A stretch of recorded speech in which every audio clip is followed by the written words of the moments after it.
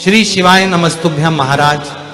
अगर शुक्रवार आपके घर में छोटा सा शिवलिंग विराजमान, निवेदन है जहां पर भी शिवलिंग आपके घर में विराजमान है, अगर छोटी सी कटोरी में एक बेलपत्र को आप नीचे रखिए, छोटी सी कटोरी उस बेलपत्र के ऊपर रखकर उसमें थोड़ा सा मधु शहद शंकर भगवान की साक्षी में शिव जी के सामने अगर शुक्रवार रखना प्रारंभ कर दो, धीरे धीरे संपदा की वृद्धि अपने आप होना प्रारंभ हो जाए। भगवान गुरुजी हम शंकर जी को क्या चढ़ाएं? हमने कहा जल चढ़ाओ, तो क्या जल लेने के लिए घर जाना पड़ता है, तो फिर हमारे पास तो वो भी लेने के लिए घर पर से हमारे पास पात्र नहीं, हम क्या करें? हमने कहा शंकर के मंदिर चली जा, 3 बार ताली बजा दे। उसने कहा ताली भी नहीं बजाए तो हमने कहा मुख से बम बम बोल दे, उतना ही बहुत,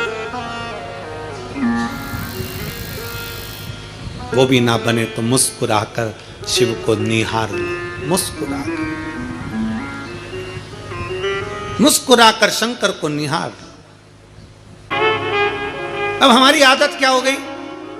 मार्केट में सीताफल बिक रहा है, मार्केट में गन्ना बिक रहा है, मार्केट में बहुत सारी पूजन की सामग्री बिक रही है। हमारे मन में आया, हमने किसी को खरीदते हुए देखा था सीताफल, मतलब लक्ष्मी जी को सीताफल भी चढ़ाना चाहिए। हमने उसको खरीदते हुए गन्ना देखा, मतलब गन्ना भी चढ़ाना चाहिए। लक्ष्मी जी को मैंने खरीदते हुए ये देखा, मतलब ये भी चढ़ाना चाहिए। लक्ष्मी जी को मैंने चढ़ाते हुए लोगों से सोने के सिक्के देखे, मतलब ये भी चढ़ाना चाहिए। मैंने लक्ष्मी जी को चढ़ाते हुए चांदी के सिक्के देखे, मतलब ये भी चढ़ाना चाहिए। मैंने लक्ष्मी जी को चढ़ाने के लिए ये देखा, वो भी चढ़ाना चाहिए।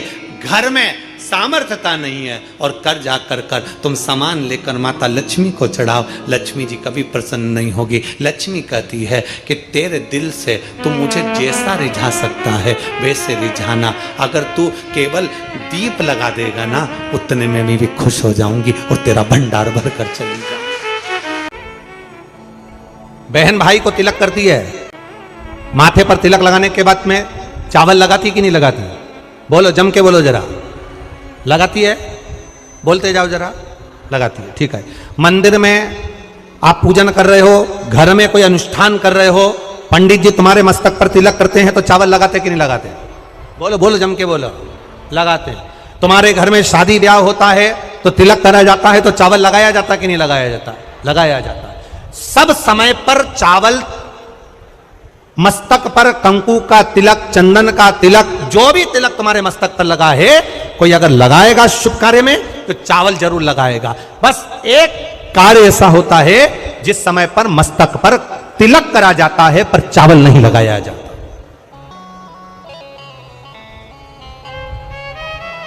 एक समय ऐसा होता है जिस समय तिलक करा जाता है पर चावल नहीं लगाया जाता। चावल का मतलब है अक्षय, मतलब बार बार भगवान ऐसा मौका लाए, बार बार भगवान ऐसी कृपा करे कि तुम ऐसा अनुष्ठान करते रहो, पुण्य करते रहो, सत्कर्म करते रहो, 16 सोमवार के व्रत करते रहो, चतुर्थी के व्रत करते रहो, तुम छठ की पूजन करते रहो, तीज का व्रत करते रहो, सोमवार का व्रत करते रहो, तुम्हारे घर में हमेशा ऐसे शुभ कार्य होते रहे। केवल अक्षय, अक्षत एक जगह पर नहीं लगाया जाता। कब नहीं लगाते अक्षत को? मस्तक पर तिलक करते समय अक्षत कब नहीं लगाया जाता? केवल एक समय पर। कब?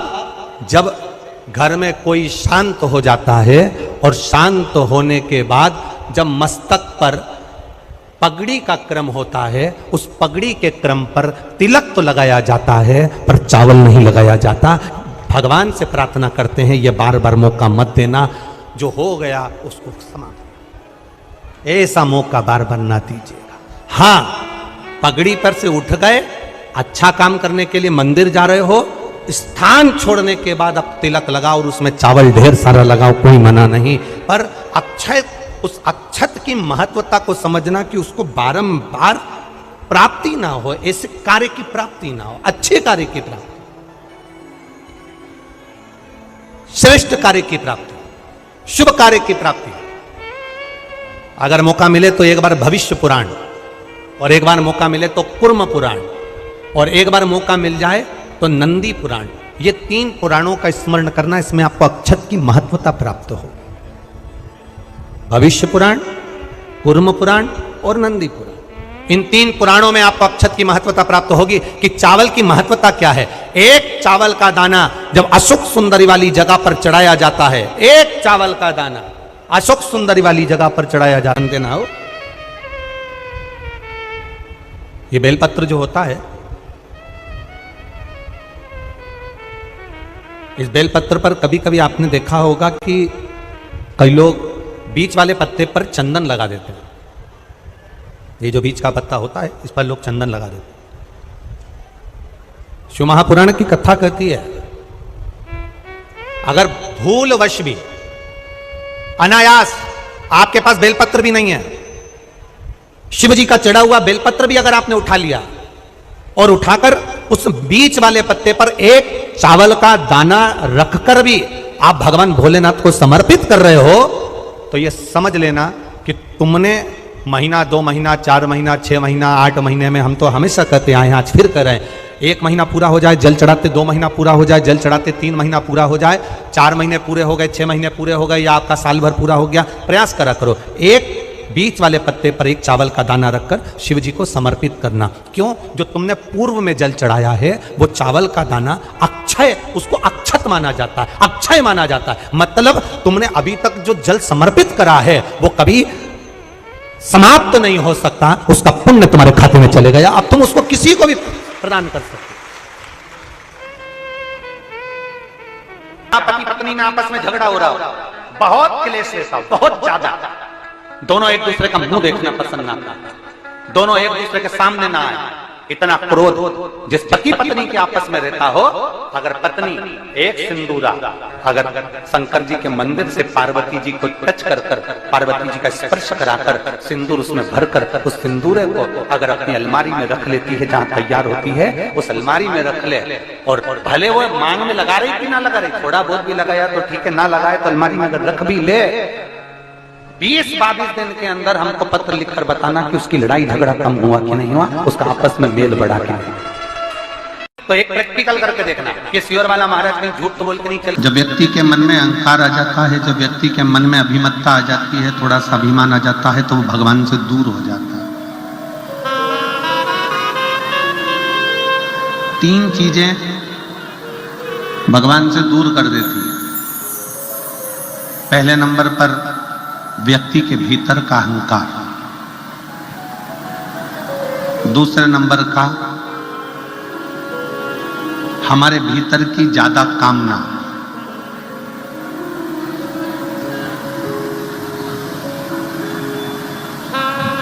और तीसरे नंबर पर लोभ। एक अहंकार, कामना और लोभ, ये 3 ऐसी है कि जो हमें परमात्मा से दूर कर देती है। जैसे जैसे भीतर अहंकार आता चले जाता है, अभिमान बढ़ता चले जाता है, अभिमत्ता आती चली जाती है, वैसे वैसे परमात्मा दूर होते चले जाता है। भीतर काम जाग जाता है, कामनाएं बढ़ती चली जाती है, भगवान मुझे ये दे देना, भगवान मुझे वो दे देना, भगवान मुझे ये प्रदान कर देना। और मान लो भगवान ने यदि तुमको वो नहीं दिया तो तुम्हारे भीतर निराशा उत्पन्न हो जाती है और तुम भगवान से दूर हो जाते हो।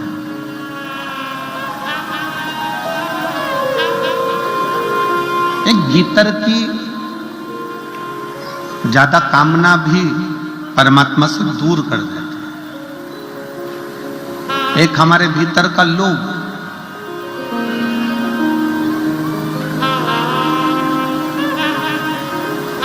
ऐसा नहीं है कि भगवान ने किसी को कुछ नहीं दिया।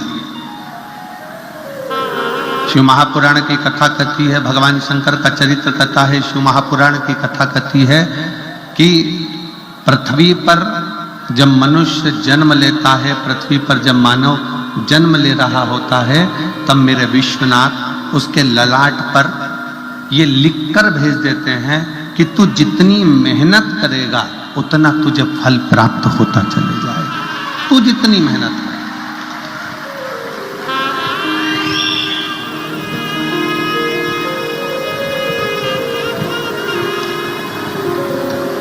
तो जितनी जितनी लगनता से काम करेगा, जितनी जितनी मेहनत से काम करेगा, जितना जितना परिश्रम करता चले जाएगा, उतना उतना तू प्राप्त करता चले जाएगा।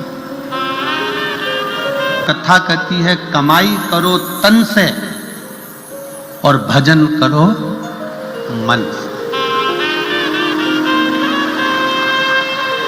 कमाई तन से करिए। अगर कमाई करना है तो तन से करो, खूब अच्छे से। इस शरीर के द्वारा जितना कमा सकते हो, इस शरीर के द्वारा जितना ला सकते हो लेकर आओ, जितना कमा सकते हो उतना कमाओ, जितना कर्म करना हो उतना करो। कमाई तन से करो और खूब करो, पर इस कमाई को मन तक लेकर मत जाओ।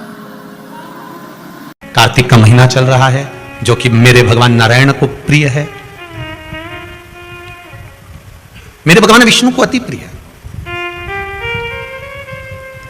और जो राम को प्रिय है, जो नारायण को प्रिय है, वो शिव को प्रिय है, और जो शिव को प्रिय है वो मेरे नारायण को, मेरे राम को प्रिय है। प्रभु की कृपा देखिए कितनी विचित्र है।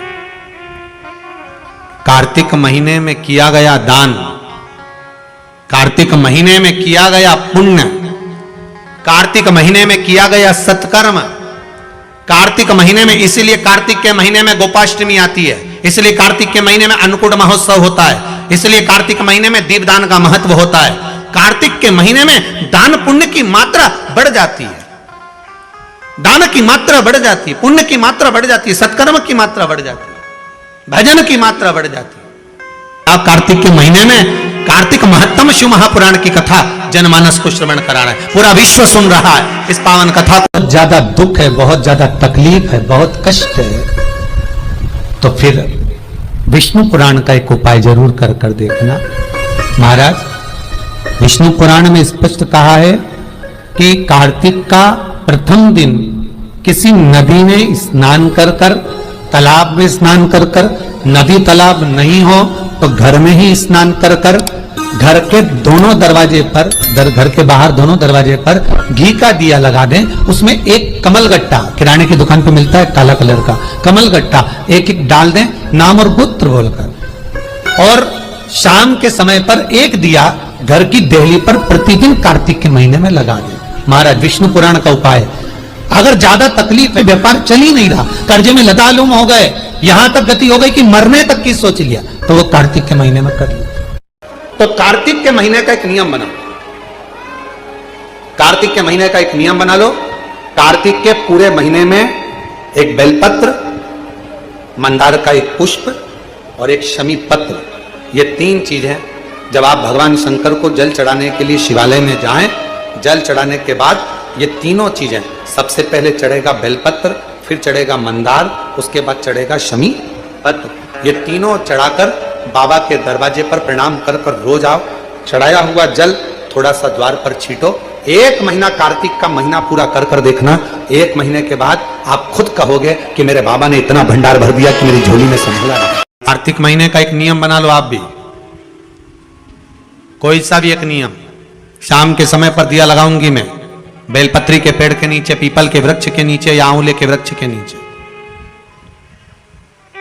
वहां लगाने नहीं जा सकती तो अपने दरवाजे के बाहर लगाऊंगी, तुलसी के क्यारे में लगाऊंगी। ये भी नहीं कर सकती, परिंदे पर दिया लगाऊंगी, जहां पानी का मटका हो, हंडा हो, वहां लगा दूंगी। ये भी नहीं कर सकती तो पूरे कार्तिक के महीने में दरवाजे पर मैं पानी छीटूंगी। इतना तो बना सकते हो कि अपने घर के दरवाजे पर मैं पानी छीट दूंगी, द्वार पर जल का छींटा कर दूंगी।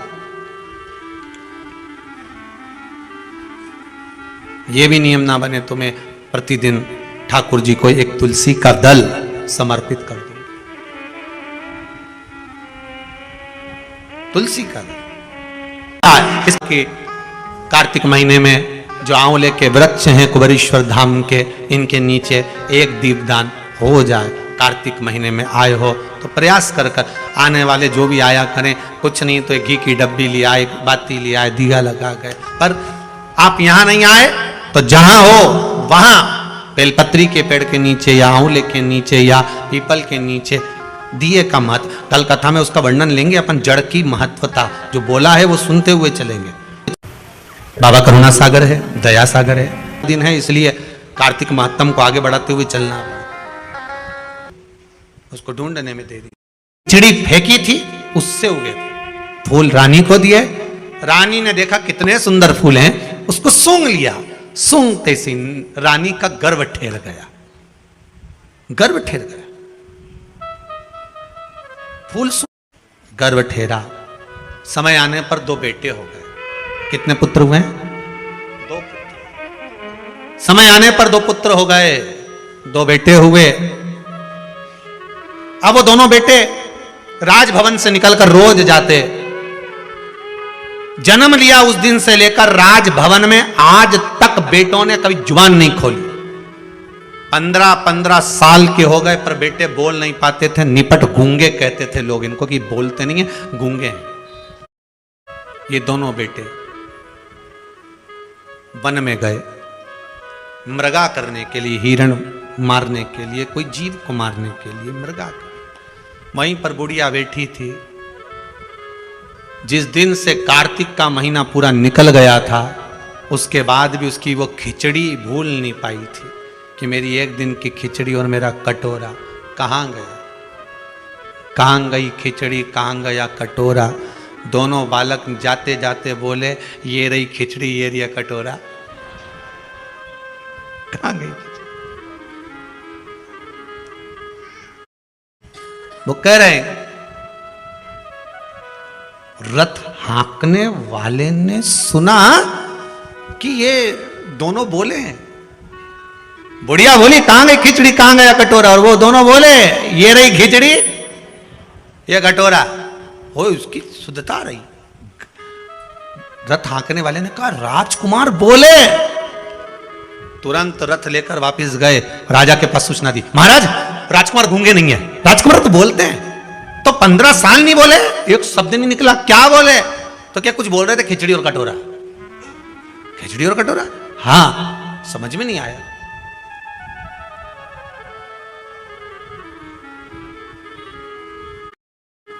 कितना भी सत्य को छुपाया पर सामने आ गया। सत्य छुपता है?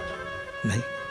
लाख ताले लगा लो, कितना भी छुपा लो, पर सत्य तो प्रकट हो ही जाता। राजा ने कहा, ऐसा हो ही नहीं सकता। फिर बेटों से बुलवाया, कुछ बोलो, नहीं, कुछ बोलो, नहीं, नहीं बोले, कुछ नहीं बोले। तब दूसरे दिन फिर निकले राजकुमार।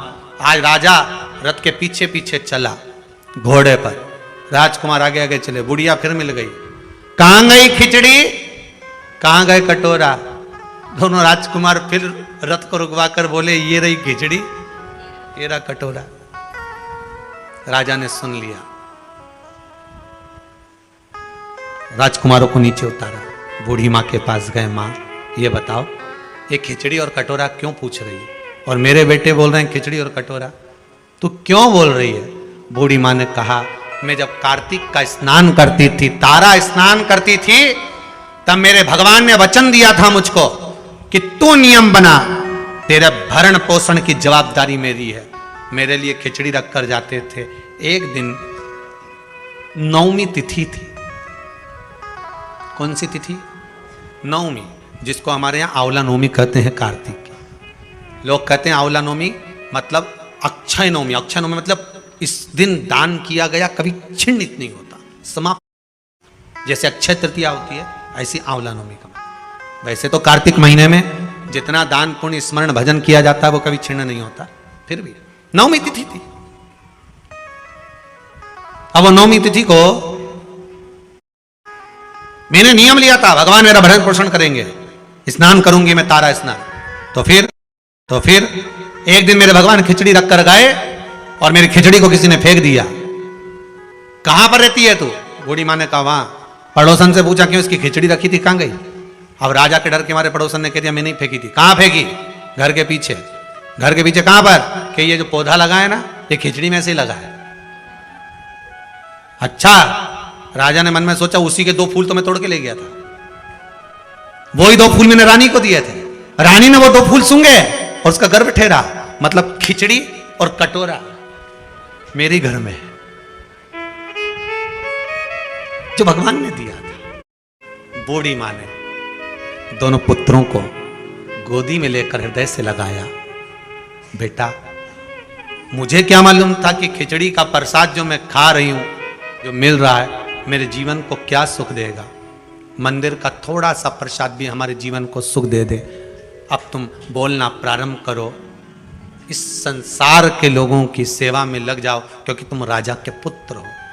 बूढ़ी मां से कहा, आप अगर राजभवन में रहोगी तो हम सेवा का भाव अंकित करेंगे, तो हम सेवा करें। कहां वो सतयुग की कथा को लेकर आए, वचन दिया भगवान ने, तो वो दोनों राजकुमार कोई और दूसरे नहीं थे, वो मेरे कृष्ण और बलराम ही थे। उन्होंने कहा कि मां, तूने अभी, हमने तेरे को खिचड़ी खिलाई है, जब कली काल आएगा तू कर्मा के नाम से जानी जाएगी और तेरी खिचड़ी हम आकर खाएंगे। तो वो कर्मा, तेरी खिचड़ी हम तो भगत लोगों ने गाया, थाली भर के लई रे खिचड़ो, अरे ऊपर घी की बाट की। कार्तिक मास का नाम कार्तिक मास इसलिए पड़ा क्योंकि भगवान स्वयं इसमें प्रकट हो गए, भगवान स्वयं फल देगा। ऐसी पुनित पावन कार्तिक महत्तम शिव महापुराण की कथा आज प्रारंभ हुई है। बड़े भाव से कथा का प्रथम दिवस यहाँ विराम ले रहा है। श्री शिवाय नमस्तुभ्यम। सभी माताओं, बहनों और भक्तजनों से हाथ जोड़कर निवेदन है कि अगर आप इस वीडियो को YouTube पर देख रहे हैं तो इसे लाइक करें और हमारे चैनल को सब्सक्राइब करना न भूलें। भविष्य में आने वाले वीडियो की जानकारी के लिए बेल आइकॉन दबाएं। कमेंट बॉक्स में हर हर महादेव अवश्य लिखें और इस पुण्य के कार्य में अपने दोस्तों और परिवार को भी शामिल करें। इस वीडियो को उनके साथ शेयर करें ताकि वे भी इसे सुनकर लाभ उठा सकें। श्री शिवाय नमस्तुभ्यम। हर हर महादेव।